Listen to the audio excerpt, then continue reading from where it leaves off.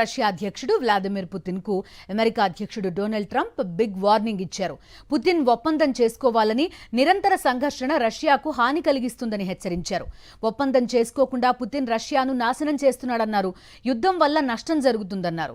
యుక్రెయిన్లో కొనసాగుతున్న యుద్ధాన్ని ముగించే ఒప్పందంపై చర్చలు జరపడానికి పుతిన్ నిరాకరిస్తే రష్యాపై కొత్త ఆంక్షలు విధిస్తామని తెలిపారు ట్రంప్.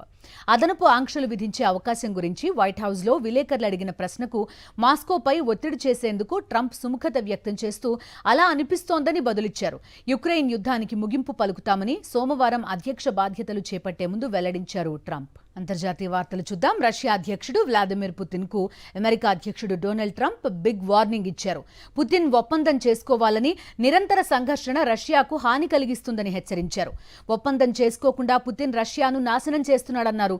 యుద్ధం వల్ల నష్టం జరుగుతుందన్నారు. యుక్రెయిన్లో కొనసాగుతున్న యుద్ధాన్ని ముగించే ఒప్పందంపై చర్చలు జరపడానికి పుతిన్ నిరాకరిస్తే రష్యాపై కొత్త ఆంక్షలు విధిస్తామని తెలిపారు ట్రంప్. అదనపు ఆంక్షలు విధించే అవకాశం గురించి వైట్ హౌస్లో విలేకరులు అడిగిన ప్రశ్నకు మాస్కోపై ఒత్తిడి చేసేందుకు ట్రంప్ సుముఖత వ్యక్తం చేస్తూ అలా అనిపిస్తోందని బదులిచ్చారు.